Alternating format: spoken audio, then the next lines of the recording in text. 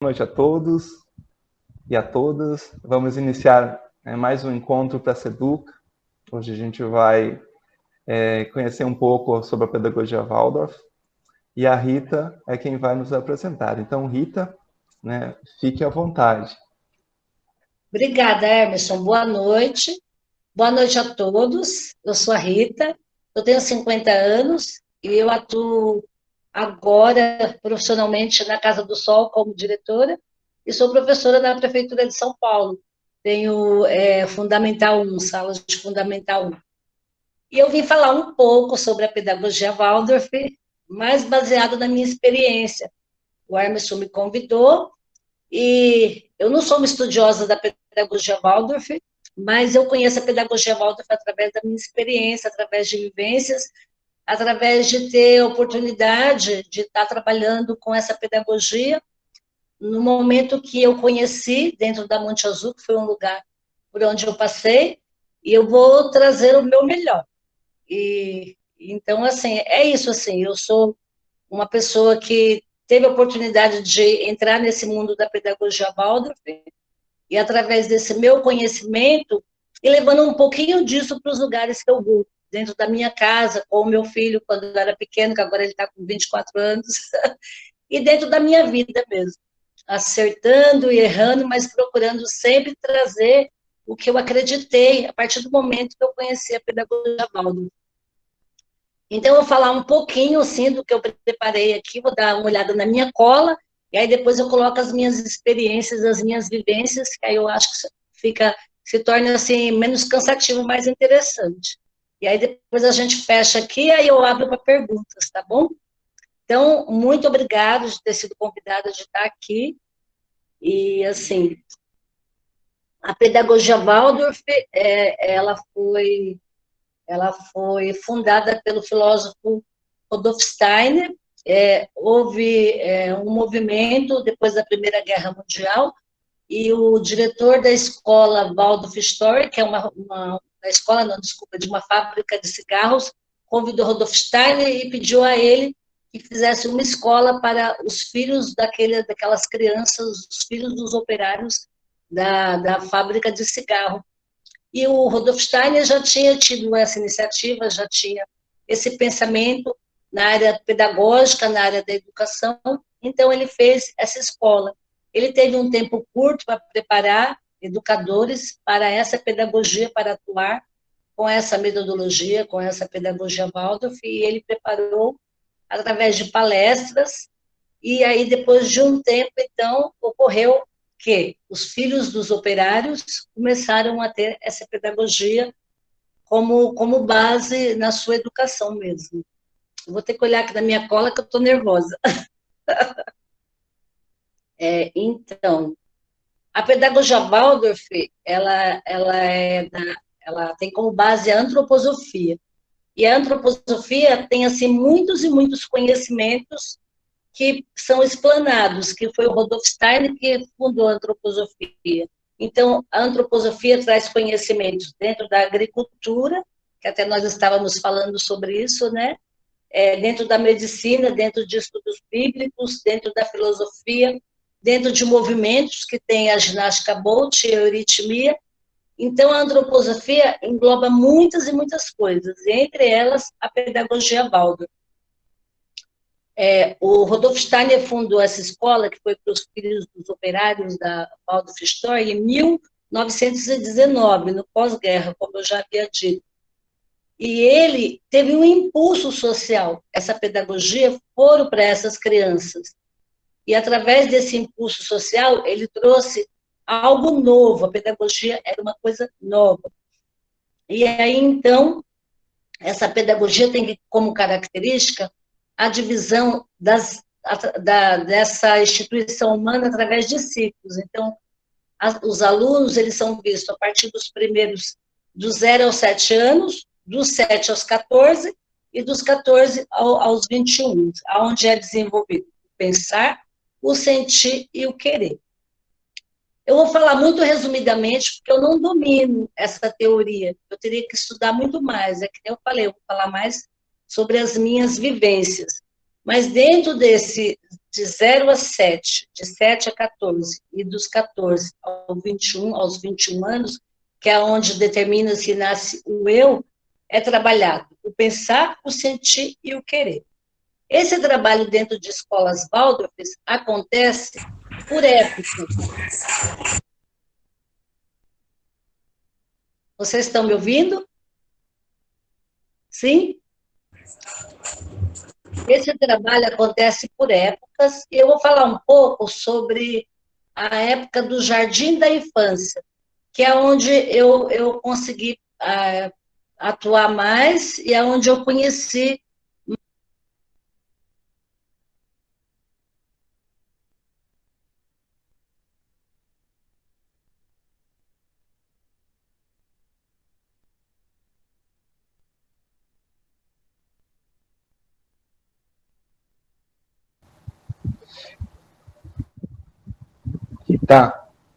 Rita, Rita, perdão, aconteceu algum problema?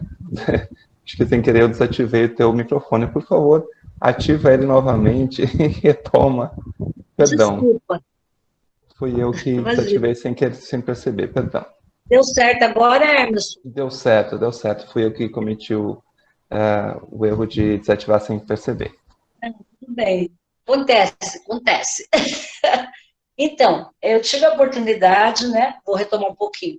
Eu tive a oportunidade de conhecer, de ter o primeiro contato com a pedagogia Waldorf através da Associação Comunitária Monte Azul. E eu fui, porque eu estava trabalhando numa creche, já trabalhava com crianças, e fui fazer uma visita. E essa visita foi muito interessante, a diretora dessa creche resolveu que nós faríamos um curso ali dentro mesmo, para conhecer um pouquinho um trabalho que dava certo, que era muito bonito. E quando eu fiquei esses 3 dias lá, eu fiquei muito interessada, e eu sempre fui uma pessoa muito resolvida, eu falei, é isso que eu quero para mim. E aí eu saí dali decidida a trabalhar, e a conhecer e entrar na Monte Azul. E aí eu saí do lugar que eu estava, e fui dar esse primeiro pontapé. Cheguei lá com o meu currículo na Monte Azul, e aí eles não estavam precisando de ninguém, mas eles falaram da possibilidade de ficar como voluntária ou como estagiária. Eu cheguei lá, e a Elinete, que foi a minha coordenadora durante o tempo que eu trabalhei lá, estava separando os giz de cera, e eu ajudei ela a separar giz de cera, e fiquei ali 3 semanas, participando ali como voluntária, como estagiária.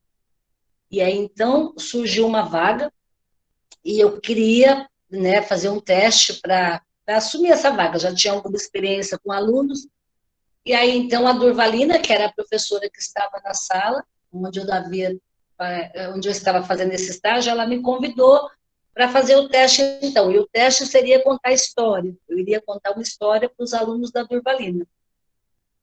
E aí eu escolhi a história, e cheguei lá nervosa, pronta para contar a história, e quando eu entrei na Associação Comunitária Monte Azul, no centro social lá, tem um quintalzinho, assim, no Centro Cultural Monte Azul. E tinha uma senhora varrendo aquele quintal ali, e tinha umas crianças ajudando, e essa senhora, uns pegavam o cesto, outros pegavam a pá, outros ajudavam a varrer. E quando eu entrei, me chamou a atenção esse movimento, eu também entrei nesse movimento. E aí, de repente, a professora tocou um sininho, e esse sininho fez com que as crianças se dirigissem à sala. O microfone está aberto, vocês estão me ouvindo? Sim? E então, as crianças foram para a sala e sentaram numa roda, que também é muito comum na pedagogia Waldorf, esse acolhimento em roda. E aí, a Durvalina, que era a professora desse grupo, falou que eu ia contar a história, eu havia preparado a história e ia contar. Então, eu lembro que ela acendeu uma velinha, isso é um ritual na pedagogia Waldorf, acender-se uma velinha para trazer esse silêncio antes da história, e ela cantou, era uma vez, a história vai começar. E ali eu contei a história, e a Uth, que estava do meu lado, fazendo a seleção, provavelmente, que naquela época ela participava disso, ela estava do meu lado e eu nem sabia que era a Uth Kreme, a fundadora da Monte Azul.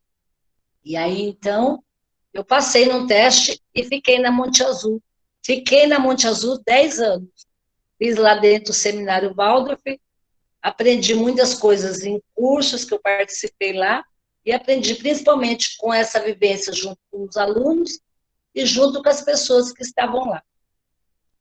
E depois que eu passei pela Monte Azul, que eu tive a oportunidade de conhecer bastante sobre a pedagogia Waldorf, eu fui trabalhar na Rudolf Steiner 6 meses. Eles estavam precisando de uma estagiária, eu estava terminando a faculdade, e aí eu fui. E logo nos primeiros dias, eles perguntaram se eu queria ser recreadora e se eu me interessava em ficar como auxiliar de sala com uma criança autista. E aí eu dei esse primeiro passo com relação às crianças especiais. Eu não sabia disso na época, hoje em dia eu sei. Aquela criança que eu fiquei, que era uma criança autista, foi o meu primeiro vínculo com as crianças especiais, que é um vínculo muito forte hoje em dia. E aí, então, eu fiquei 6 meses, e aí depois eu tive a oportunidade de pegar uma sala de jardim da infância, na Escola Alquimia. Trabalhei 1 ano com as crianças da favela Alba. Foi um trabalho muito, muito bom, muito legal, assim, que eu também aprendi muito. Depois aconteceram algumas coisas, eu saí. E aí passou um tempo, eu trabalhei na Waldorf de São Paulo. Todos esses lugares que eu estou citando, pedagogia Waldorf. Na Waldorf de São Paulo, eu fui recreadora. E também ali na Waldorf de São Paulo, eu também tive a oportunidade de ter algumas crianças especiais que estavam sob os meus cuidados. E ali eu resolvi fazer deficiência intelectual. Foi a pós de deficiência intelectual que eu fiz. Depois que eu fiz deficiência intelectual, eu saí da Waldorf de São Paulo e apareceu a oportunidade de trabalhar na Casa do Sol, que é o lugar que eu estou hoje, como coordenadora e diretora, mas na época entrei como professora. Trabalhei 3 anos na Casa do Sol. E dentro da Casa do Sol, eu conheci a pedagogia Waldorf como pedagogia curativa. O trabalho da pedagogia Waldorf com alunos especiais, ele é um trabalho diferente, mas ele é um trabalho que, se você tiver a base, que nem eu tive, do seminário, de todas essas vivências, isso acrescenta muito, muito, muito, e aí você descobre uma nova forma de trabalhar com essas crianças. E a Casa do Sol e a Travessia, que foi o lugar que eu passei também, trabalhando com a pedagogia Waldorf com crianças especiais, tem isso, baseado na pedagogia Waldorf, porque também acredita nesse ser que tem que desenvolver o pensar, o sentir e o querer. Nesse ser que é um ser espiritual e que tem ali esse cerne. E a partir daquilo, o professor vai poder trabalhar e vai poder desenvolver as vivências, porque o que eu ensino dentro da pedagogia traz, principalmente para crianças de primeiro setênio, é essa vivência. Então, quando eu, retomando, passei lá na Monte Azul, que eu cheguei, que eu me interessei pelo que eu estava vendo, que eram crianças brincando com panos, as crianças pegavam os panos e eles enrolavam assim, e daqueles panos eles faziam bebês, eles cuidavam, e eu vi crianças brincando com toquinhos, aquilo me fascinou. E aquilo nada mais era do que a criança trazer ali para aquela brincadeira o desenvolvimento da sua imaginação. E a criança do primeiro setênio, ela tem a imitação. Então, dentro da pedagogia Waldorf, a sala de jardim da infância, ela lembra uma casa, justamente para isso, para trazer para essa criança esse ambiente da casa, esse conforto da casa que ela deveria ter. E dentro desse ambiente é onde ela vai trazer o que ela vê do mundo, que são as imitações. Isso vai aparecer no brincar dela, isso vai aparecer no gesto dela, e a professora do jardim da infância tem que trazer para essa criança as vivências dentro da pedagogia Waldorf, o fazer. Então, uma professora de jardim da infância, ela vai fazer pão, e ela vai convidar essas crianças para fazer o pão. Uma professora do jardim da infância vai costurar, e ela vai convidar essas crianças para estar ali observando, e vai fazer junto, e essas crianças vão brincar o tempo todo dentro de um jardim da infância, enquanto essa professora está fazendo. porque esse fazer vai fortalecer essa vontade dessa criança. E aí é onde vai atuar o pensar, o sentir e o querer. E a sala de jardim da infância, ela traz toda a riqueza que a pedagogia Waldorf pode ter nesse início de setembro. Eu até anotei algumas coisas aqui e eu vou dar uma olhadinha aqui para não esquecer de falar nada, porque é toda a base construída ali, na sala do Jardim da Infância. E quando a gente trabalha com alunos especiais, ainda que eles não estejam mais no primeiro setênio, mas a idade que eles representam é a idade do primeiro setênio, você tendo essa bagagem, você alcança os alunos de uma forma que você percebe através da observação, você consegue trazer para eles o melhor. Pelo menos foi isso que eu senti, mesmo indo para a Casa do Sol, sem ter muita experiência com crianças especiais, esse meu trabalho anterior, dentro da Monte Azul, dentro da Waldorf de São Paulo, dentro da Alquimia, nos lugares que eu passei, me deu base para fazer um bom trabalho dentro da Casa do Sol. Então, dentro de uma escola Waldorf do Jardim da Infância, você vai ver esse respeito pelos ciclos de desenvolvimento. No jardim, os primeiros 7 anos, depois dos 7 anos, que a criança vai aprender a ler. Então, antes dos 7 anos, essa criança em escola Waldorf, ela tem vivências, ela não é estimulada a ir para um caderno, ela faz desenhos com giz de cera, ela faz aquarela, ela ajuda a fazer o pão. E isso é uma riqueza. Essa criança do primeiro setênio, ela brinca com panos, ela brinca com toquinhos, ela desenvolve ali a sua imaginação. Nada muito pronto. Quanto menos elaborado for o brinquedo, melhor para essa criança desenvolver a sua imaginação. Eu até tenho aqui algumas coisas minhas, eu vou tomar a liberdade de mostrar, que são mais ou menos coisas que você vê num ambiente de jardim. Eu tenho aqui um anjo, foi um anjo negro, uma professora me deu, uma diretora que eu tive, que eu tenho muito carinho. Eu tenho aqui essa imagem, e aí a gente percebe que essa boneca não tem face. E é justamente para a criança poder se colocar no sentimento do que ela quer aqui dentro. Se você põe aqui uma face, um sorriso, sempre essa boneca estará rindo. E se você faz dessa forma, a criança vai estar se vendo ali. Então, dentro da pedagogia Waldorf, a gente vê, dentro do Jardim da Infância, esse tipo de brinquedo. São brinquedos não elaborados, mas que faz com que a criança consiga desenvolver ali todo o seu lado de imaginação. Através dos brinquedos não elaborados, ela vai imaginar, ela vai trazer o mundo dela, ela vai trazer o movimento dela, ela vai subir em árvore, ela vai se movimentar, ela vai brincar, e ela vai se desenvolver esse corpo físico nos primeiros 7 anos. Dentro de uma sala de jardim também, a gente vê que a professora fala cantando, porque cantando, uma criança pequena consegue estar mais atenta a você. Então, a professora do Jardim da Infância fala cantando sempre para essa criança. Todos os dias essa criança escuta história. O conto de fada é muito forte dentro do Jardim da Infância. E ele é contado várias vezes. O mesmo conto de fadas. Ele é contado e ele é repetido e a criança gosta da repetição. Porque a criança no primeiro setênio, ela precisa dessa repetição para ela ter esse desenvolvimento do seu corpo físico. E tem mais algumas coisas que é colocada dentro de um jardim de infância, que é a roda rítmica e que é colocado também a partir dos 7 anos em salas de fundamental, quando acho que até o 4º ano, se não me engano. Eu estou falando dentro das experiências que eu vivenciei. E a criança, a partir do 2º setênio, ela não tem livros prontos, ela mesma vai construir através do desenho, o que ela vê como matéria, ela vai construir o livro dela e fazer o registro daquilo que é mais vivo para ela. E quando você trabalha com crianças especiais, essa vivência que a pedagogia Waldorf, agora eu vou falar de mim, me deu faz com que você desperte para observação.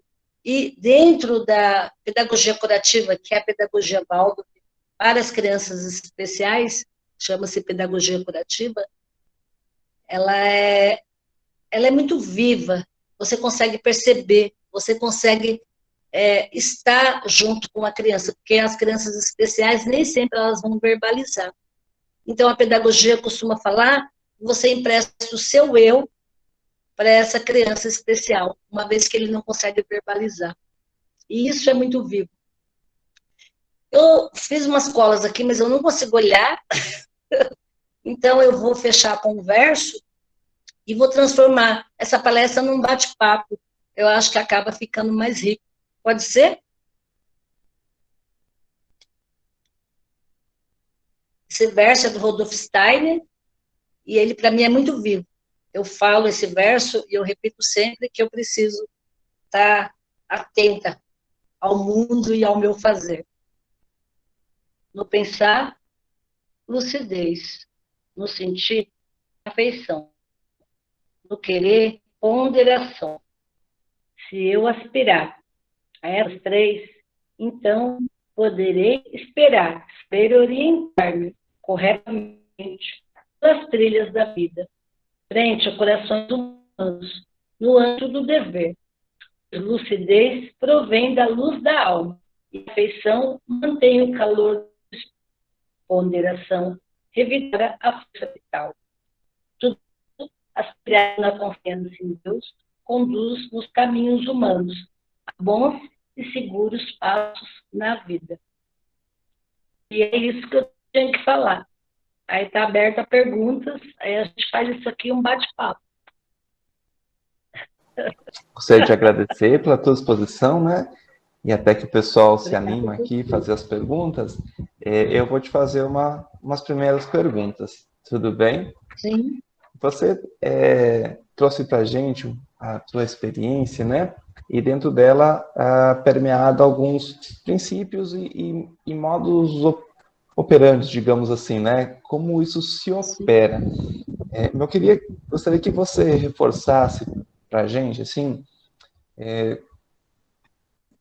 quais são os pilares? Você falou em setêmio, né? Setêmio, a cada 7 anos, períodos de cada 7 anos, a gente tem, e isso não para dentro somente na fase infantil, adolescência. Toda a nossa vida, né, dentro da antroposofia, ela é dividida em ciclos de aproximadamente 7 anos, né? Exatamente. E aí vou botar um pouquinho da minha vivência, se eu já parei um pouco para pensar nisso, e desde que eu tenho memória, que eu consigo lembrar, né, de forma consciente, de fato existe um ciclo, né? Eu não consegui pontuar dentro da minha reflexão os 7 anos, né, exatos, mas muito próximo, às vezes 5, às vezes 6, mas sempre o ciclo. Mas voltando então agora, eu queria que você reforçasse para a gente quais os princípios de trabalho para o desenvolvimento dessas crianças, né? De uma forma geral, não só as especiais, dentro da pedagogia Waldorf, nos 2 primeiros, até os 7 anos, depois até os 14. Né? O que é importante desenvolver, qual a forma de trabalho que se faz, né, se desenvolve dentro da pedagogia. Não sei se eu consegui expressar bem. Emerson, é que nem eu falei, eu não sou uma extrema estudiosa da pedagogia, minha experiência é mais de vivência. Mas no jardim da infância, que são os primeiros 7 anos, o brincar é fundamental. Esse brincar vai trazer tudo que a criança precisa, tanto para o seu desenvolvimento, quanto para mostrar o que ela está vendo no mundo. Ela traz a imitação, né? E nisso você vê também a constituição humana dessa criança. Dentro de uma sala de jardim, ela brinca, mas ela não só brinca, ela faz aquarela, ela faz o pão, ela tem oportunidade de desenhar, E ali você vai percebendo o desenvolvimento dela, a prontidão para o intelecto, que seria o segundo setênio.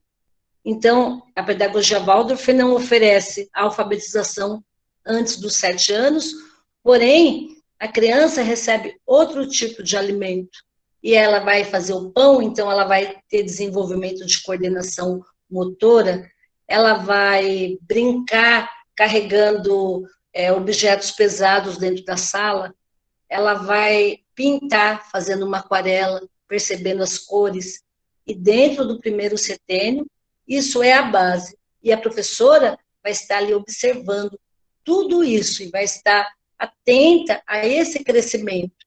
Então, a professora, ela é ali, a observação dela vai fazer muita diferença para perceber naquele brincar, naquele desenho, naquelas atividades que aquela criança faz, a prontidão dela para ir para o fundamental, no caso, né?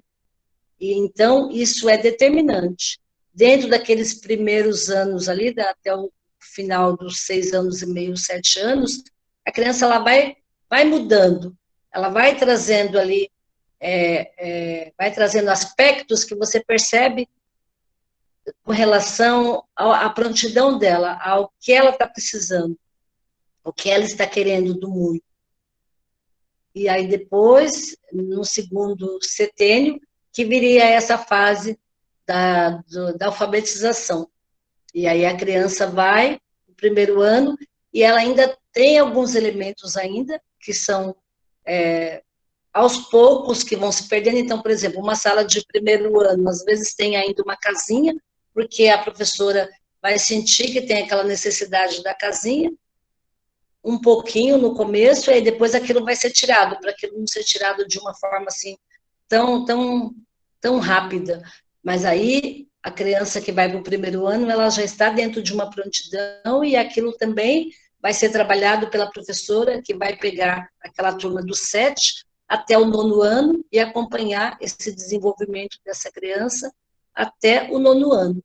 Alguns professores que vão entrar a partir do 2º, 3º ano, depende de cada currículo, de cada escola, com matérias específicas. Mas, assim, a experiência que eu vi muito pouco, assim, do segundo setênio, eu vi mais do primeiro setênio. Por exemplo, o trabalho com os versos. Então, a gente não vai oferecer a alfabetização lá no jardim? Não precisa. Ainda não é o momento, o corpo ainda não tem essa prontidão. Essa formação biológica ainda está acontecendo, biológica e neurosensorial. Porém, as crianças, elas vão despertar a memória, porque elas vão trabalhar com versos, com as rodas rítmicas das épocas, né?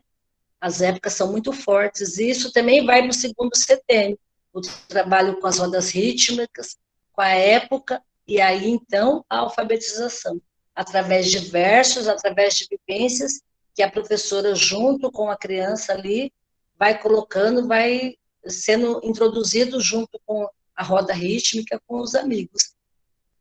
Mas eu creio, não sei se eu estou usando o termo certo, assim, mas eu creio que a estrutura, ela está justamente nessas atividades. A hora que você começa a falar um verso, a hora que você olha o desenho da criança e você vê a prontidão, você vê uma pessoa completamente pronta, que você vê essa pessoa dentro do desenho, numa postura de ser humano na Terra, se colocando, você vai percebendo no jardim da infância que essa criança está trazendo essa prontidão. E você percebe isso quando ela está dos 6 anos e meio, já chegando nos 7. Essa maturidade é algo que é nítido para uma professora dentro de um jardim da infância. E aí, o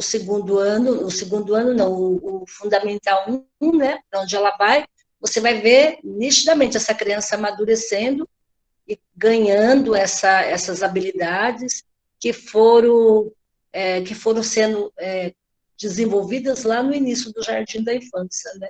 Também através de verso, através do desenho, das pinturas, porém, agora, nesse segundo ciclo do setênio, com a alfabetização.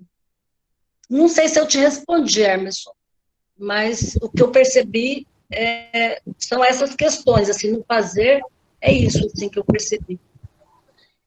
Respondeu sim. Eu queria te provocar mais um pouco, Rita. Assim, como a gente já tinha conversado mesmo antes da reunião iniciada, nossa live, né? Nós viemos de uma formação tradicional, onde que, se você for olhar hoje, cada vez mais está se preconizando a alfabetização precoce. Verdade. Né? Enquanto eu ainda era meninote, né, há um tempo atrás, eu comecei aos 7 anos, né? Mas outros eu vejo cada vez mais frequente essa diminuição, né? Na pré-escola, jardim, alguma coisinha já vai sendo trabalhado. E a gente escuta muito se falar que isso é importante, né? Essa alfabetização precoce. Aí eu queria que você colocasse a tua percepção de como você vê esses dois mundos, porque você falou, né, já deixou muito bem claro para a gente que a pedagogia evolve só a partir dos 7 anos que começa a alfabetização, né? E ainda assim é um processo diferenciado, né? Porque essa alfabetização ela sai do tradicional, do abecedário, né? Pelo pouquinho que eu compreendi, ela não vem A, B, C, assim, ela tem outros mecanismos de conhecimento dessas palavras. Eu queria que você colocasse para a gente qual a percepção de diferença, já que você viveu isso, né, de desenvolvimento das crianças num método tradicional e o desenvolvimento dessas crianças na pedagogia Waldorf, né, não só na desenvoltura da leitura, coisa assim, né? Mas como se expressa também na questão humana e cidadã. Se você nota alguma diferença ou não. Então, eu também sou de escola tradicional, estudei em escola pública, e eu tive a sorte, talvez, né, pela minha idade, de aprender a ler aos 7 anos, porque a preocupação da pedagogia é a questão biológica. Então, a pedagogia Waldorf e a antroposofia acredita que, a partir do momento que aquela pessoinha de menos de 7 anos, que está no seu desenvolvimento físico, precisando de toda aquela força para trazer esse desenvolvimento do pensar, esse desenvolvimento motor, ela tem que usar essas forças para desenvolver esse corpo, e não usar essas forças para aprender a ler, para fazer aquela mãozinha dela pequenininha, que ainda não tem habilidade suficiente de escrever, porque isso não é importante, ainda nesse momento. E quando chegar o momento, sim, vai ser trabalhado. E o que eu percebi, assim, né, de experiência, é que essa alfabetização precoce e desnecessária, ela traz uma ansiedade. Ela traz uma ansiedade muito grande, que é primeiro dos adultos, né? E isso passa para a criança. E ela traz também uma interrupção do que é o brincar.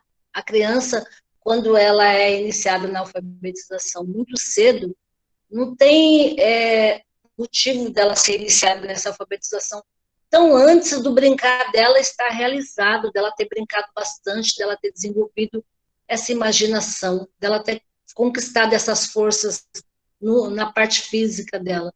Mas quando isso acontece, às vezes eu me propus a observar, a gente percebe muito, eu trabalhei em escolinhas assim, particular de bairro, a gente percebe muito essa questão, assim, entre aspas, da doença mesmo, de ser uma criança muito apática, ou de ser uma criança que muitas vezes não consegue brincar, ela chega na frente de um brinquedo e ela não interage com aquele brinquedo.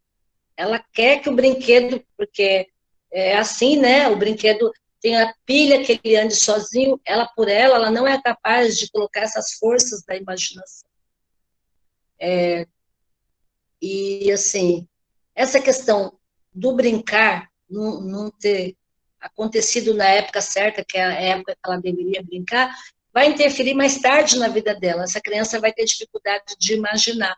Isso não sou eu que estou falando, são estatísticas. O aluno Waldorf, por ele ter esse histórico, infelizmente nem eu nem você, Hermes, mas o aluno que teve esse histórico de poder brincar nos primeiros 7 anos, que teve esse histórico de poder aproveitar esse mundo de espaço, de desenvolvimento mais físico e fazer essas vivências mesmo de fazer pão, de pintar esses trabalhos artísticos, ele tem mais argumentos para a vida, ele tem mais imaginação. Lógico que existem exceções, porque cada um tem a sua individualidade, mas isso é estatisticamente provado. Assim, eu fui atrás, porque eu tinha muito essa questão logo quando eu comecei, como vai ser na época do vestibular, como é que vai ser aluno Waldorf que passa no vestibular, eu tinha muito essa questão. Passa em vestibular, sim, tem estatisticamente, tem matérias comprovando isso, estão na mídia, na internet, inclusive a Cultura fez um programa falando sobre isso, e esse ser que teve a oportunidade maravilhosa de ter essa educação, ele vai ter mais imaginação, ele vai ser menos ansioso, ele vai tá com uma habilidade a mais desenvolvida, que é a habilidade humana que todo mundo deveria ter, né? E essa criança alfabetizada muito antes, ela torna-se uma pessoa muitas vezes ansiosa demais, ela torna-se uma pessoa que não consegue completar ciclos porque foi exigido dela algo que ela ainda não tinha prontidão. Isso são observações minhas, eu acho que, como eu falei, tem individualidade, tem diferenças, sim, mas, no geral, são essas as observações que eu vejo, assim. E fora a frustração, que chega, por exemplo, no segundo, terceiro ano do ensino regular, e se ela aprendeu a ler com 2, 3 anos, começou a ser estimulada a isso, e aprende, porque a criança é muito inteligente, ela não tem mais forças, ela não quer mais, ela se recusa a ir para a escola. E aí entra essa questão, assim, a criança está doente, vamos ver o que está acontecendo, é psicólogo, é neuro, é tudo, né? Todas esses profissionais que estão na moda. E, às vezes, a necessidade era só que ela brinque. Tanto é que, quando a gente atende um paciente que ele é muito precocemente estimulado a fazer tudo, a gente põe para brincar, põe para rastejar, e ele não sabe lidar com essa questão do brincar. É muito triste, assim. Ele precisa de tudo muito pronto, que nem se você põe esses panos aqui dentro de uma sala de jardim Waldorf, as crianças, num momento ali, se elas convivem com isso, se isso é do mundo delas, elas vão ninar isso vai se transformar numa criança, isso vai virar uma toalha para um momento de encontro dos amigos, isso vai virar uma corda. E é esse lado imaginativo que muitas vezes você não vê quando uma criança ela é introduzida precocemente na alfabetização. Minha percepção. Não sei responder. Respondeu. Depois eu vou te fazer mais uma pergunta, mas agora eu só vou ler um comentário aqui. Eu gostaria que você respondesse esse comentário e depois eu vou abrir para o Railson, que se inscreveu, tá bem? A Delciane, ela tem interagido aqui com a gente no chat, e ela disse numa das suas postagens assim, que essa questão do alfabetizado, deixa eu ver aqui, vou voltar. Que ela estava falando, que você falou da ansiedade, né? Que crianças que são alfabetizadas muito cedo, muitas vezes desenvolvem ansiedade. E ela disse que ela só foi na escola aos 7 anos, mas mesmo assim ela ainda é bastante ansiosa. Né? Eu gostaria que você comentasse um pouco mais sobre isso, para colocar outros, né, comentasse sobre essa questão, e depois o Railson já pode escrever.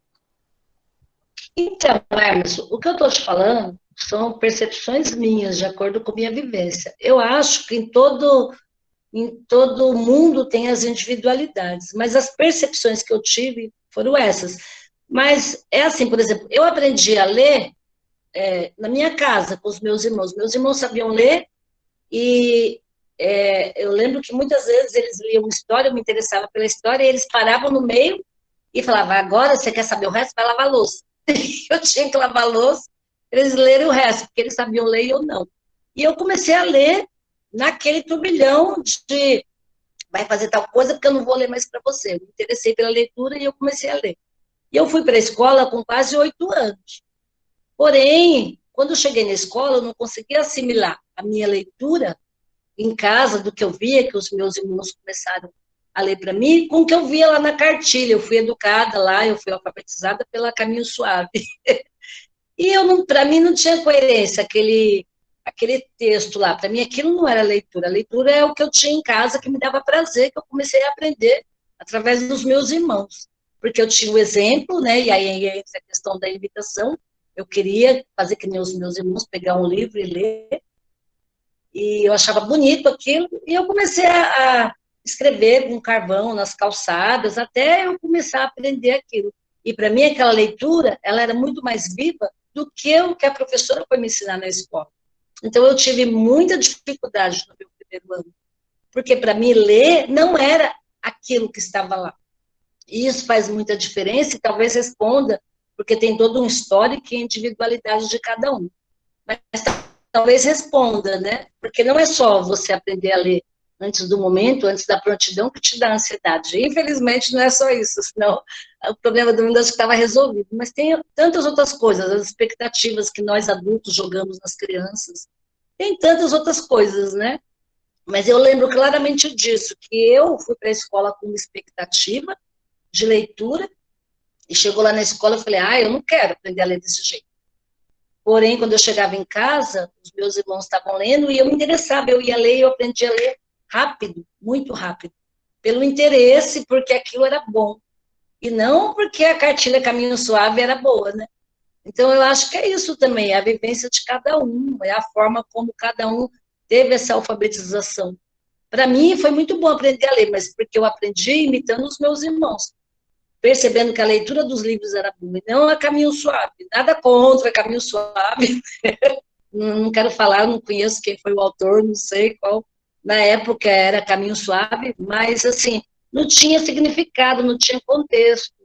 Então, se eu tivesse tido uma alfabetização com poesias, com versos, como é na Pedagogia Waldorf, por exemplo, eu tenho certeza que aquilo seria muito menos traumático, seria muito mais bonito, e eu teria muito mais amor pela leitura, porque isso demorou para chegar. Eu queria ler aquele livro que o meu irmão e minha irmã estavam lendo, mas eu assimilar tudo aquilo que era alfabetização, demorou. E podia ser menos dolorido, nesse sentido que eu falo. Então, a prontidão, ela é algo assim que deveria ser respeitado. Mas uma vez que não é respeitado, a criança é tão maravilhosa que ela consegue superar aquilo. E às vezes tem as individualidades, como eu disse, e ela não vai ter esse histórico de ficar ansioso disso, daquilo, mas na maior parte, infelizmente, pelas minhas experiências, eu já tenho um tempinho aí observando, eu vejo assim que essa precocidade traz muita ansiedade, faz perder muito do brincar. E mais para frente, como adulto, desse ser que tem imaginação, que tem habilidade para se virar no mundo. É isso, assim. Não sei se eu respondi.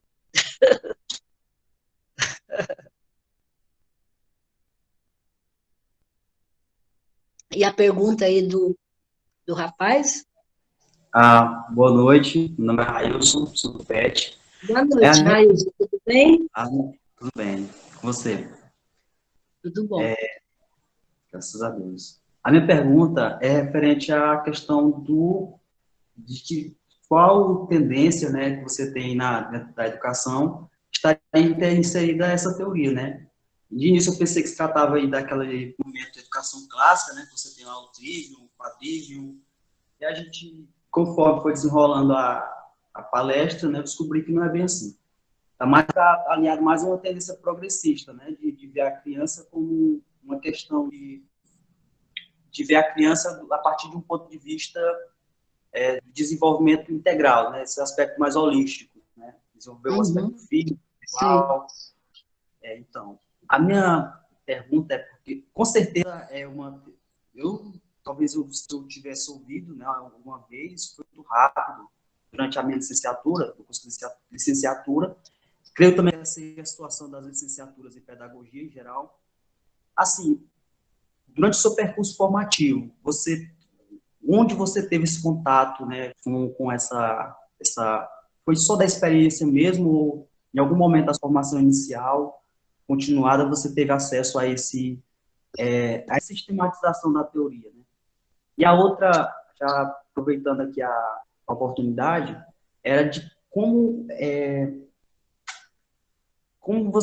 poderia ser feito, né, essa discussão, trazer essa discussão para as demais escolas, né, os demais locais de ensino, né, inserir aspectos dessa pedagogia no currículo. Seria através, assim, na sua perspectiva, através de uma lei, né, seria através de uma reforma curricular, ou seria na prática cotidiana, né? Quem definiria isso? Né? Como para fazer esse tipo de abordagem?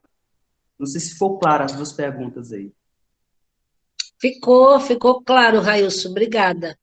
Eu vou tentar responder dentro do meu humilde conhecimento. É assim, você perguntou qual foi o meu contato inicial com a pedagogia, sem ser a minha experiência com a Monte Azul. Então, dentro da Monte Azul, tem um curso que se chama Formação de Professores Bálticos, que ele acontece na Escola Rudolf Steiner, que é uma escola que nós temos aqui em São Paulo, e essa escola proporciona essa formação, é uma formação de 4 anos, é um estudo por épocas também, como é dentro dessa metodologia, onde você vai ter toda a base para você desenvolver a pedagogia Waldorf. Porém, essa base, ela não é pautada só num único filósofo, que é o Rudolf Steiner. Ela é pautada em outros filósofos e em outras correntes também. Você estuda, é uma universidade. Na época que eu fiz, não era reconhecida como uma universidade, já tem, acho que 18 anos que eu fiz, Seminário Waldorf. Acho que tem 18 anos, mas hoje em dia a faculdade Rudolf Steiner é uma faculdade reconhecida pelo MEC, e essa foi a minha base teórica.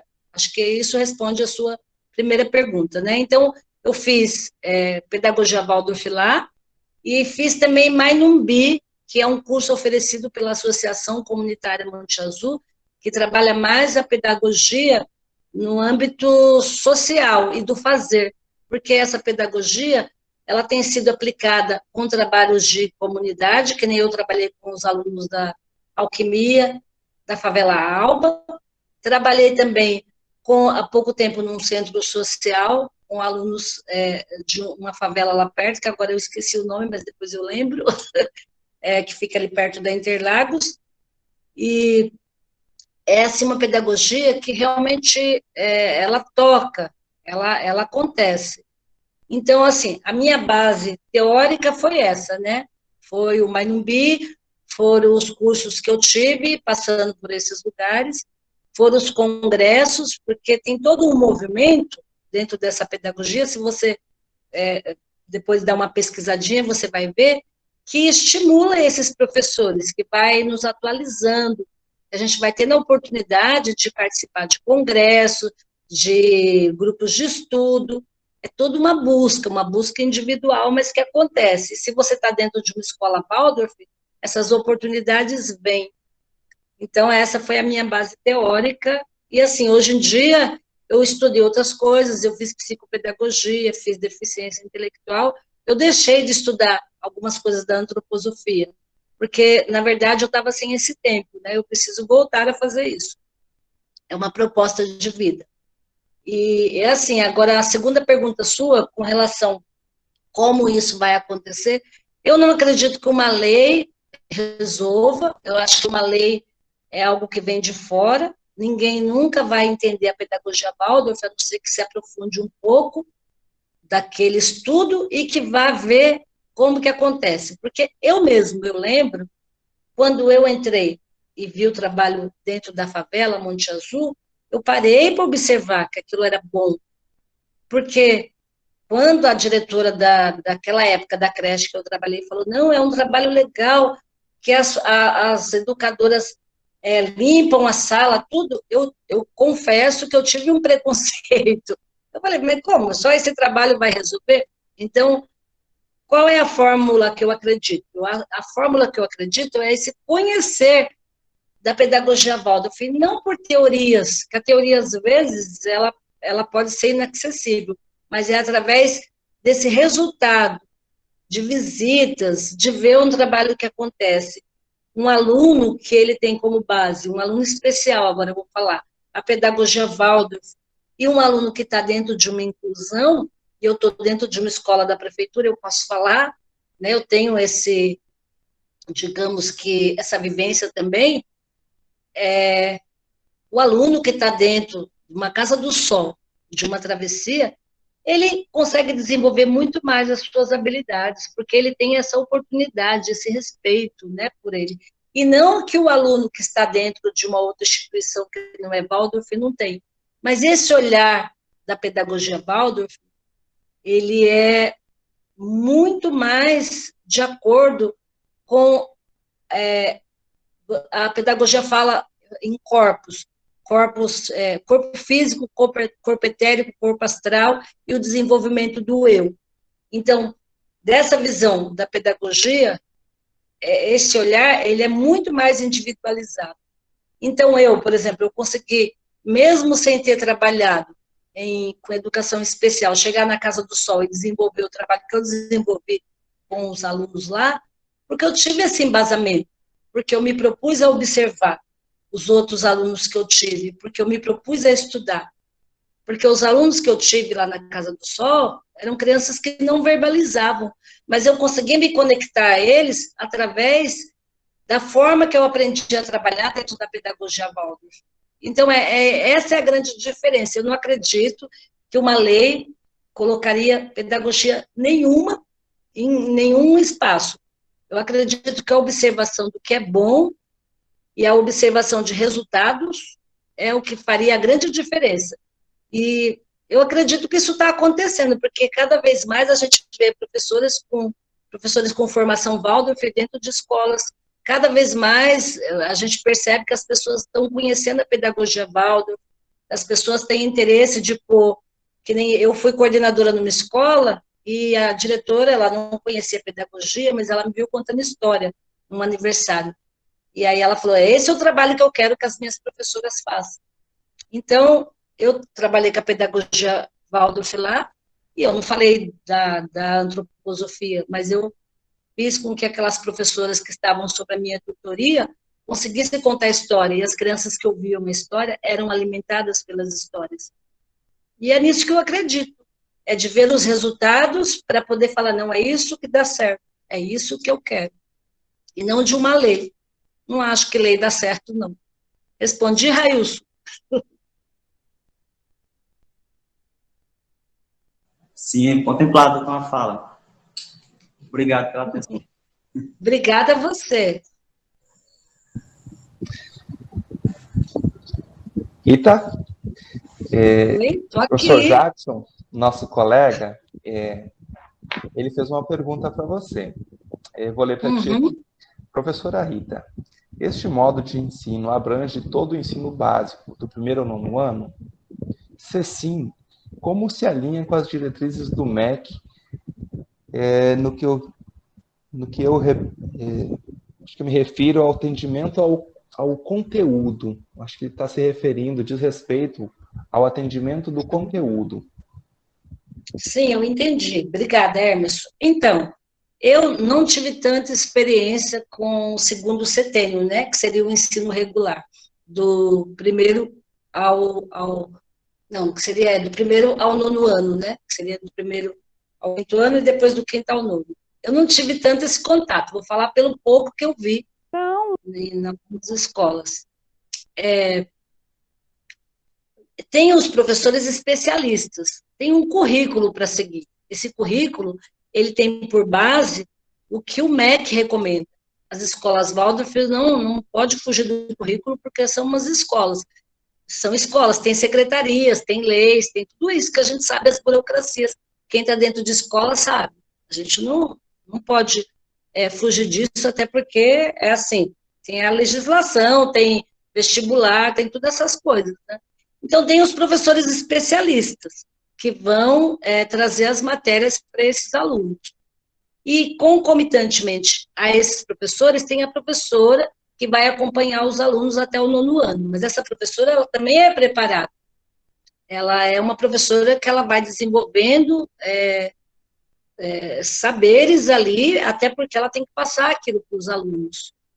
Então, tem os especialistas e tem a professora que vai buscar, como é a gente também, que está, que nem eu, por exemplo, que eu sou concursada, entrei na Prefeitura de São Paulo. Quando eu tenho que dar uma aula de matemática, o 5º ano, eu não sei, eu vou buscar, eu vou estudar. É a mesma coisa, uma professora que acompanha os alunos até o 9º ano. Ela vai buscar. Que nem eu lembro, quando eu trabalhei na Monte Azul, não era crianças com alfabetização, era um trabalho de... As crianças iam para a escola, era um trabalho de contraturno, mas eu não sabia algumas coisas, e para preparar uma época, eu ia me preparar, eu ia aprender, porque eu não ia falar para o aluno, eu não sei, não é assim que funciona. Então, é isso, assim, é o preparo do professor, e tem os professores especialistas que entram, que nem, por exemplo, os alunos de escola Waldorf têm canto, eles tocam instrumentos, tem outros idiomas, inglês, alemão, algumas escolas têm alemão. Então, assim, pelo que eu percebo, isso não é questão, porque eles têm esses professores, isso não é o problema. Isso se alinha ao MEC, né? E a professora que está ali acompanhando a sala, ela vai buscando, porque aos poucos também ela vai aprendendo, o desenvolvimento vai acontecendo junto. E dentro do currículo tem as matérias artísticas, mas tem as matérias específicas também. E isso tem que acontecer junto, porque senão realmente o MEC fecha a escola, né? E é isso, assim, é dessa forma, que o pouco que eu vi.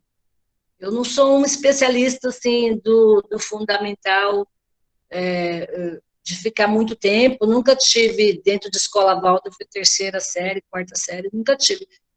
A minha formação é de jardineira. Mas eu creio que é tranquilo, porque eu nunca vi ninguém falar nada assim, não. As professoras, às vezes, ficam um pouco atribuladas com o boletim, que o boletim de uma escola Waldorf é muito específico, né? Ele é separado, a professora de classe, ela faz um boletim, e o professor que deu uma matéria específica, ele faz outro, e depois isso se agrega ao que tem ali do aluno. Então, eu acho que também o MEC, tendo ali que o aluno aprendeu, e ele tendo esses parâmetros, é tranquilo.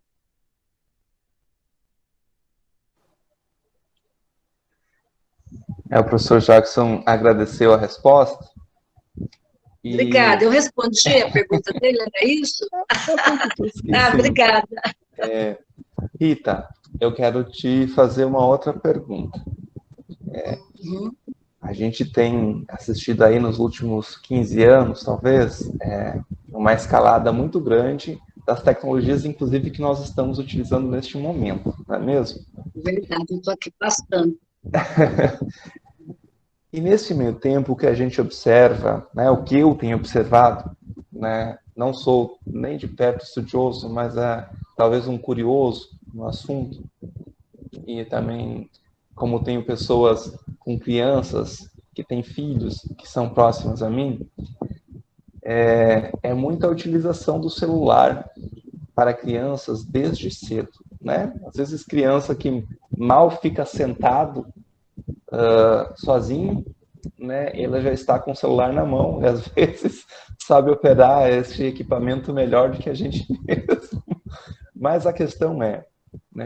E no teu ver, na tua experiência, como que isso, até porque, vou fazer um parênteses aqui, depois eu retomo, a gente já vê aí muitos artigos, né, de revistas, não estou falando de revista científica, estou falando de meio de comunicação, falando e apontando que o celular, ele pode, né, trazer alguns comprometimentos para algumas coisas, principalmente na interação social, nesse desenvolvimento social mesmo.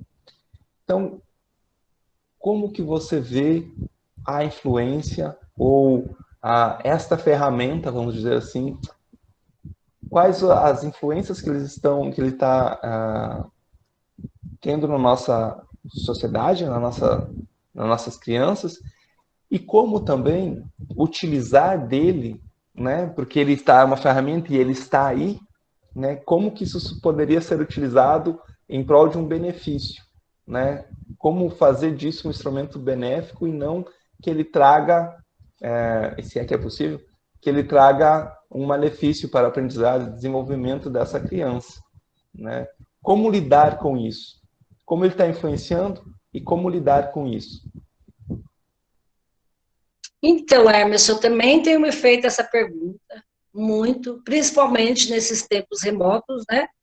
O celular é uma necessidade, né? Porque tem uma exigência, tem MEC, tem todas essas coisas, leis e tudo. E realmente é angustiante. A sociedade cada vez mais dependendo dessa telinha e cada vez menos se olhando, né? Agora já não pode se tocar por conta da pandemia, mas cada vez menos tendo esse contato físico por conta dessa telinha. O que eu tenho observado, e é uma observação, eu também não li nada sobre isso, assim, não tenho uma estatística, não tenho leituras formais, mas o que eu tenho observado é assim, a questão da imitação. Então, por exemplo, agora o aluno tem que ter esse contato, tem o ensino remoto, e tudo bem, o celular tem que ser usado 1 hora no dia, 2 horas, fez lá o que tinha que fazer, o celular vai descansar.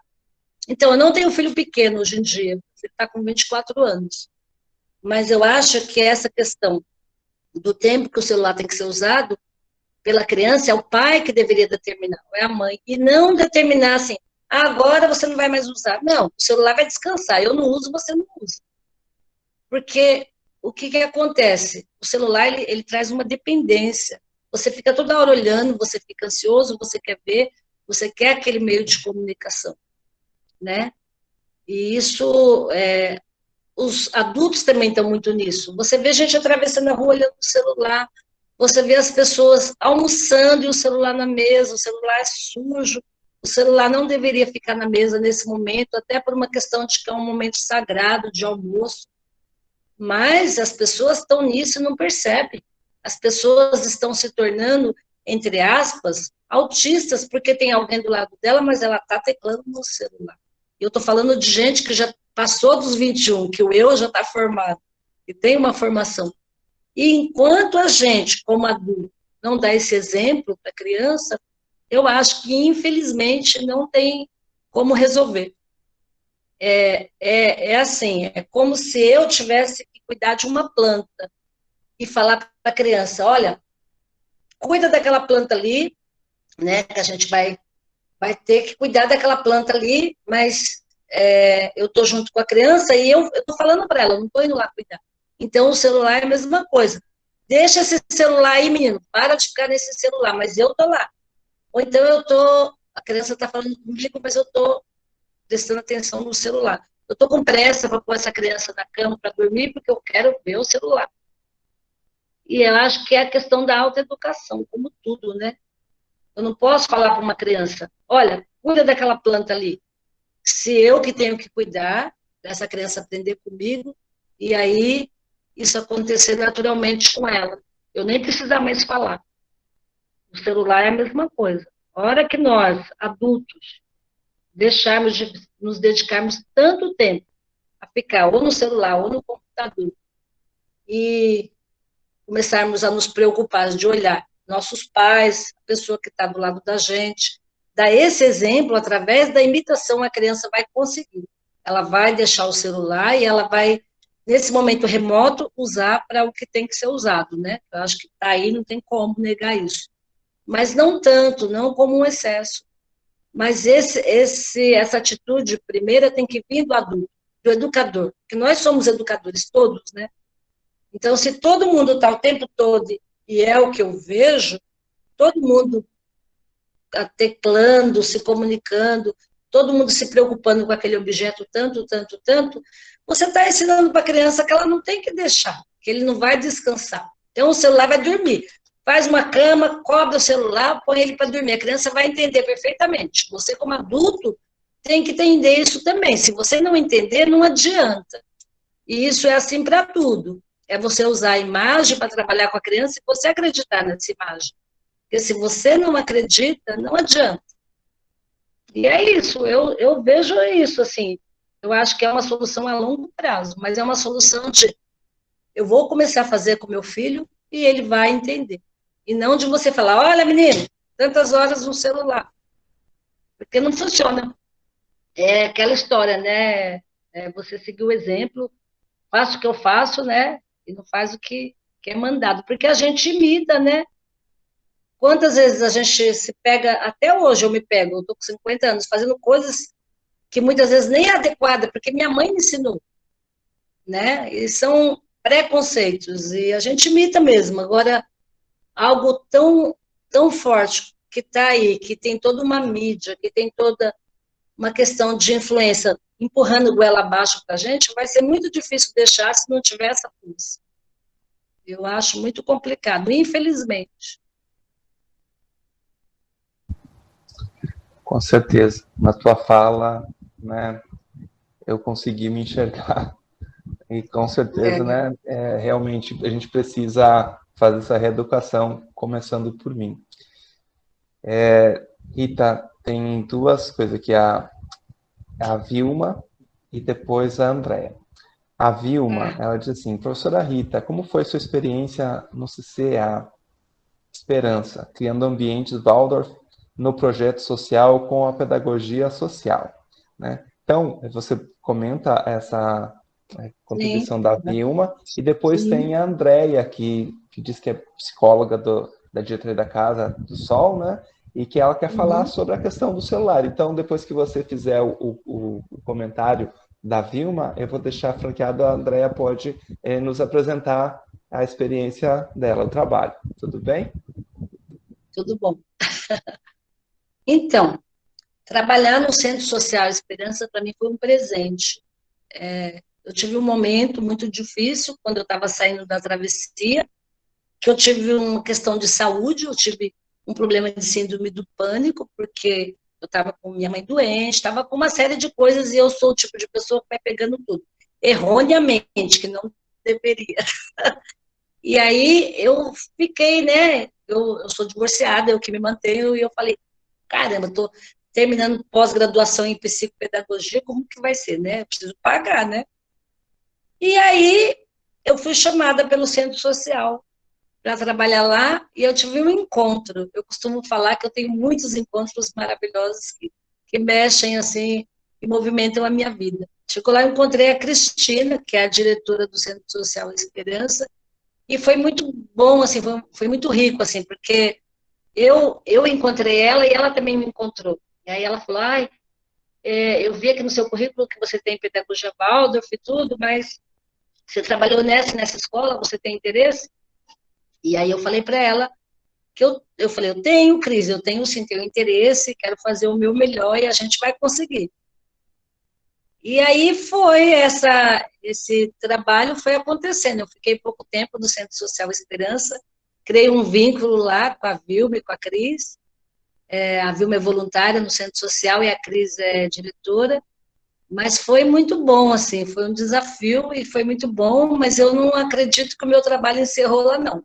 Eu continuo, eu estou só me organizando para saber qual o tempo que eu vou conseguir atender lá, mas não parou por aí, não. Foi uma alegria, viu, trabalhar no Centro Social Esperança, é uma alegria ainda ter contato com vocês, ter tido o contato que eu tive lá com as crianças e com a favela lá, com todo mundo, com tudo que nós vivenciamos, com a Folia de Reis, com tudo.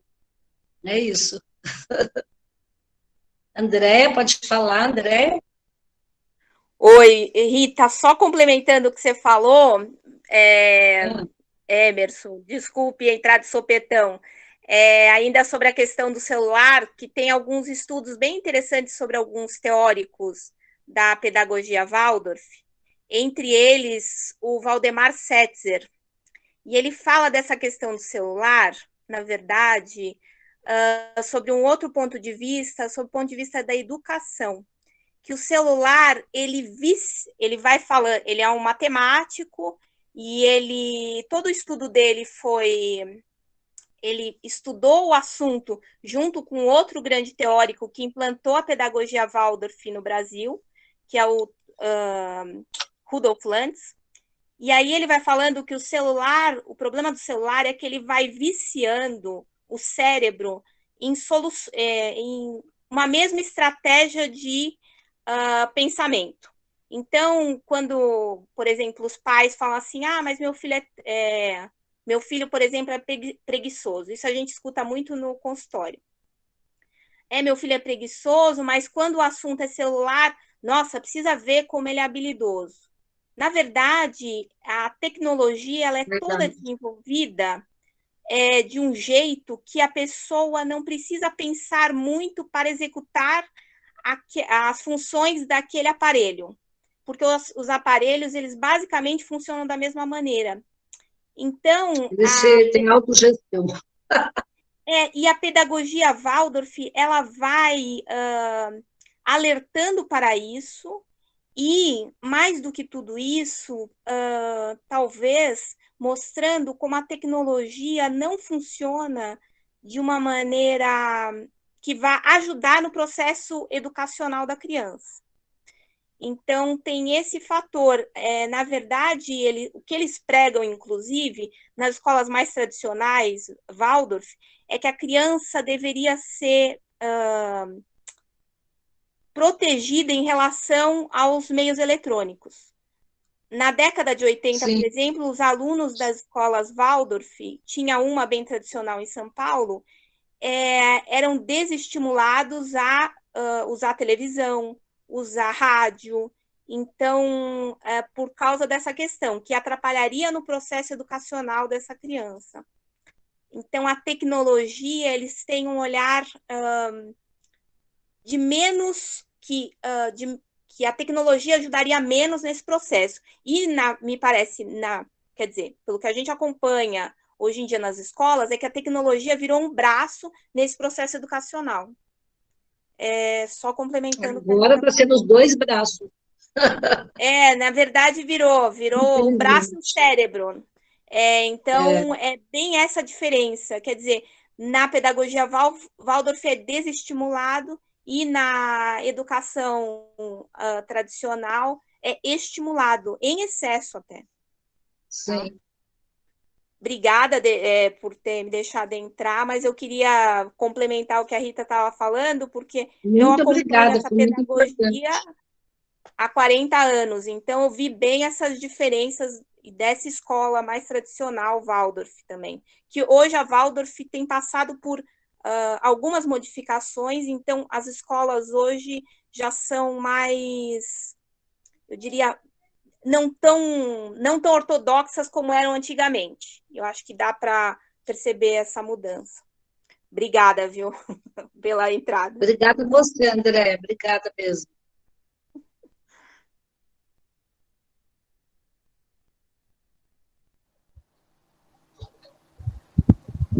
Não sei se mais alguém quer fazer alguma pergunta, algum comentário. Se quiser, gente, fiquem à vontade, abra seu microfone, aproveite a oportunidade. Né? Fiquem à vontade, que se eu souber responder, eu respondo, senão eu pesquiso.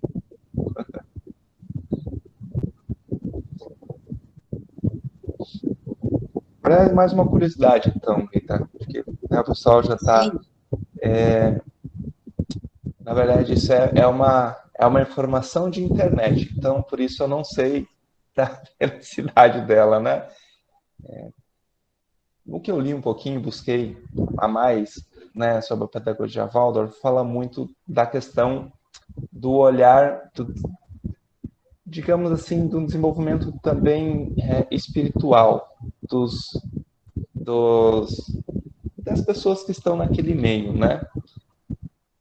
Eu não sei se eu compreendi direito, né, mas dentro da tua fala eu compreendi também que essa visão mais holística que o Raul também coloca, né, do desenvolvimento, e quando você fala um pouquinho sobre essa questão do ser etéreo, não sei o que, né, você foi muito tímida adentrar essa parte, você aborda isso numa perspectiva não religiosa em si, né, mas a questão do desenvolvimento do ser. Fala um pouquinho mais sobre isso, por favor, para a gente, sobre essa questão do desenvolvimento do ser como um ser único, como um ser vivo, né? Não só... Como que é isso, essa questão, esse tópico do desenvolvimento espiritual, né, dentro da pedagogia Waldorf? Então, assim, a pedagogia acredita que tem a antroposofia, né, traz isso, né, e como a antroposofia é raiz a pedagogia Waldorf é raiz da antroposofia, então coloca essa questão do desenvolvimento dos corpos. E aí eu vou te falar, assim, pelo pouco que eu estudei sobre isso, porque é, na verdade, bem complexo, você tem que estudar bastante mesmo, e tem muitas e muitas palestras que Rudolf Steiner escreveu sobre isso, tem outras explanações de outros autores dentro da pedagogia, mas assim, a pedagogia fala de um corpo físico, que é o corpo que traz esse ser para a Terra, né, que ele vai desenvolvendo habilidades e vai fortalecendo esse corpo físico, do nascimento de um corpo etérico, um corpo astral, e depois, finalmente, o eu, que vem mais tarde, aos 21 anos. E, então, é que eu não sei colocar isso assim, de uma forma que não fica assim, tão complicado, mas assim, o corpo astral seria o corpo das sensações. O corpo físico, que é isso, é esse físico, né, que nos carrega, e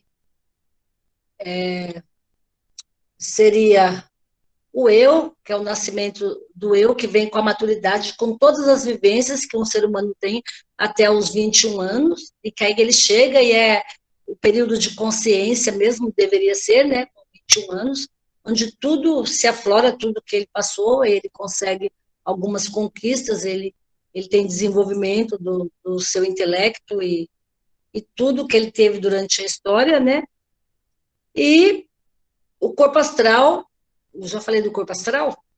Não sei, já falei do corpo astral, que é são as sensações.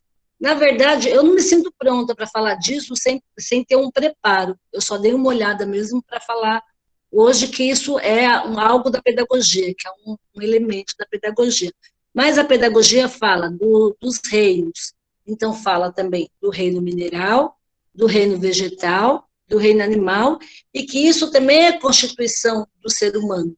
E tem também o desenvolvimento desses corpos, em cada um deles, e que isso está no mundo. Então, assim, isso, na verdade, é algo muito, muito profundo, que tem que ser estudado, e como grupo de estudo mesmo. Tem alguns livros, que nem eu li na Monte Azul, no crescimento, que fala assim detalhadamente, que nem, por exemplo, nesse momento de que o dentinho cai, o que acontece nesse corpo físico e ao nascimento do etérico. E aí ele faz alusões a coisas que você consegue perceber mais, né? Nesse momento do astral, que seria passando dos 7 anos, que é uma fase que a criança está mais pulando muito, mais dentro dessas sensações mesmo. E desse amadurecimento que a gente consegue perceber quando esse ser humano já está chegando aos 21 anos, que já passou por um monte de coisas, que ali ele consegue ter um pouco mais de consciência, ter a consciência e está se apropriando de si mesmo. Mas eu não sei te falar assim sobre isso com maestria, eu não estudei isso, o pouco que eu estudei, eu não consegui dominar para falar, eu até entendo em alguns momentos assim, que tem uma palestra, alguma coisa eu entendo, ouvindo, mas eu não tenho domínio para falar, eu corro o risco de falar para você uma besteira. Então, assim, eu sugiro que você, que tem muitas e muitas teorias aí a respeito, e que você, assim, se aprofunde um pouco. E com relação à criança, eu sugiro Desvendando o Crescimento, que é um livro, assim, muito bom, é maravilhoso, que eu fiz na Monte Azul, como grupo de estudo, a gente fez assim, fomos lendo aos poucos e falando e estudando aqueles livros.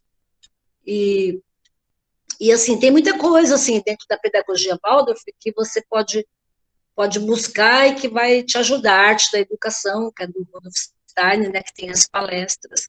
Mas eu não me sinto assim uma pessoa que tem know-how para explicar, porque são assuntos realmente muito complexos e que eu tenho muitas dúvidas. Então, se eu falo aqui numa live, se eu exponho aqui, eu corro o risco de falar algo errado. Assim. Mas eu posso buscar e até num outro momento a gente conversar do pouco que eu sei, aí também você vê, e a gente pesquisa junto, Emerson, porque não é fácil, assim, é um assunto que precisa elaborar mais. Aqui, ó, a André está falando do Rodolph Lance, que ela sugere, a pedagogia Waldorf, né, André, do Rodolph Lance. Ele é mais fácil para ler. Então, eu emprestei, eu quase não tenho, mas que eu tenho aqui só os livros da Arte de Educar 1 e 2 e algumas palestras. Eu ando emprestando meus livros e aí depois eu não acho. Que nem para preparar aqui, eu tive que buscar muita coisa da internet. Aí a sorte que agora que tem bastante coisa da pedagogia na internet, porque quando eu comecei a fazer pedagogia, Waldorf, ninguém nem sabia o que era, e eu falava que eu estava fazendo, as pessoas riam da minha cara, achavam que eu estava falando mentira. Então foi muito difícil, eu ficava muito frustrada, eu parei de falar. Até hoje, eu só falo que eu fiz seminário Waldorf, quando alguém entende um pouquinho da pedagogia, senão eu falo só das outras formações, porque às vezes as pessoas não entendem e falam, ó, tá pirando o cabeção. Então, é isso, assim, eu sugiro que você dê uma pesquisada, eu também vou pesquisar, e ó, próxima vez eu me comprometo a saber mais. Tá bom? Tá bom. Desculpa. Imagina, né? Eu sei que essas questões elas são realmente muito complexas, né? Mas muito boa a sua pergunta, muito inteligente, muito obrigada pelo desafio, eu vou buscar mais. É isso daí. Gente, mais alguém?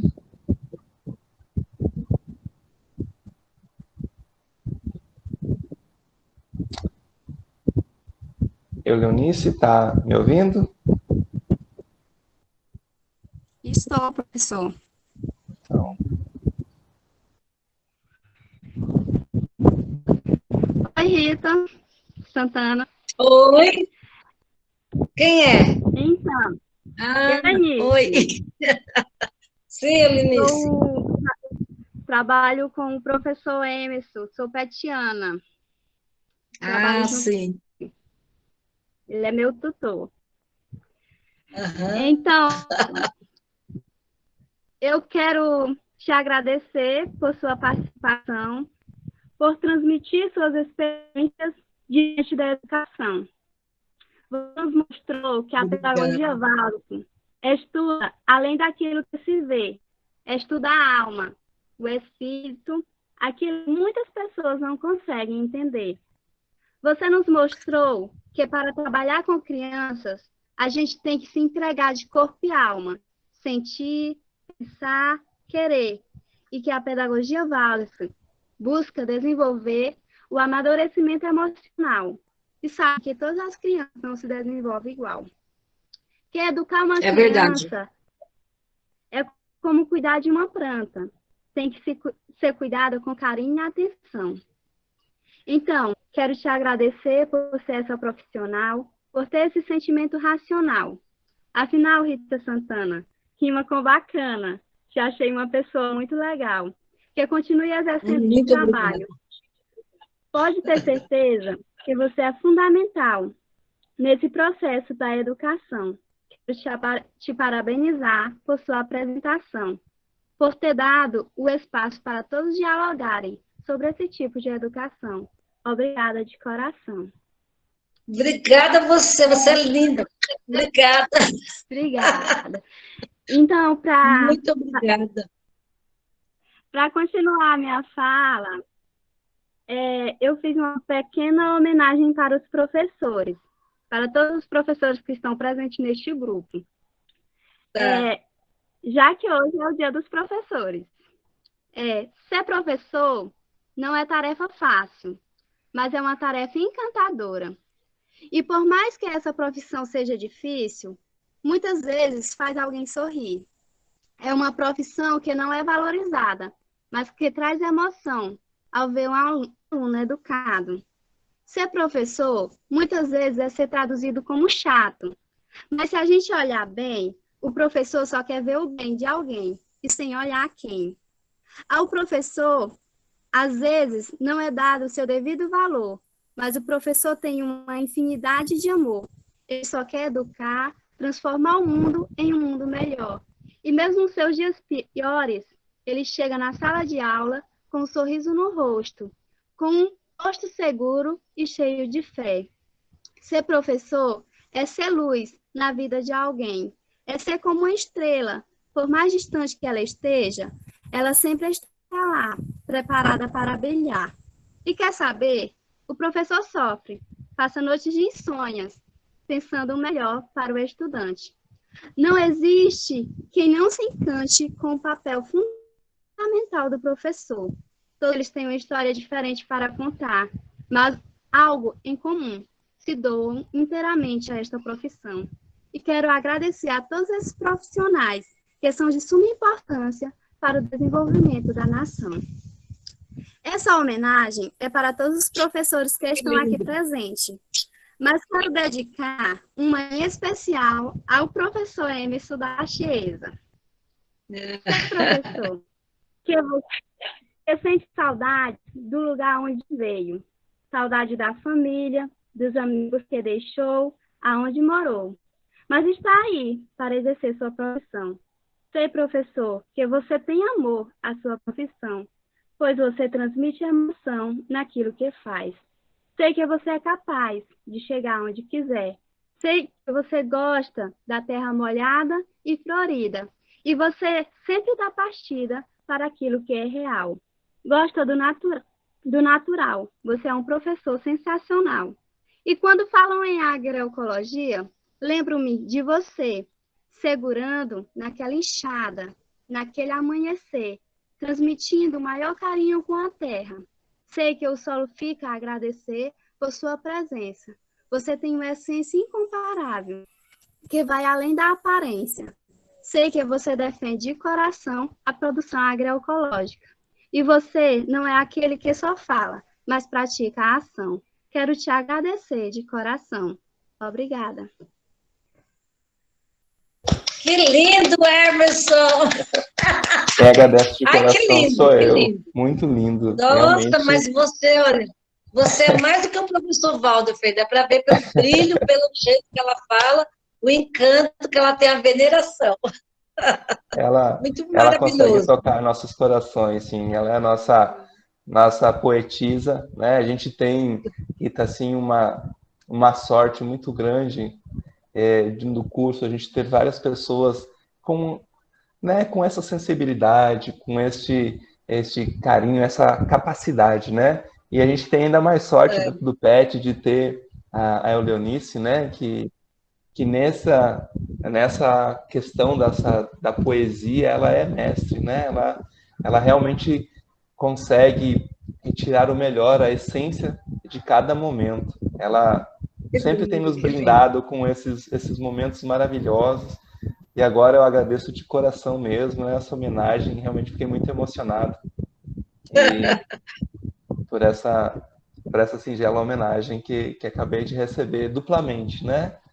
Uma enquanto professor e a outra específica.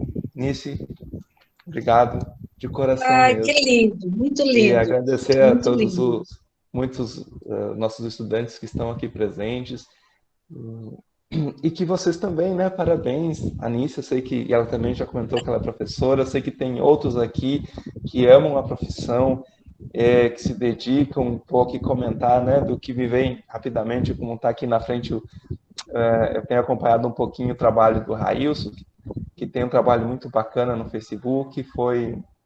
Ele realmente dá para ver a paixão no ensinar que ele tem, né? Talvez os outros eu ainda não consegui ver essa materialização como eu consegui ver com o Railson, em alguns dos trabalhos dele e dos vídeos.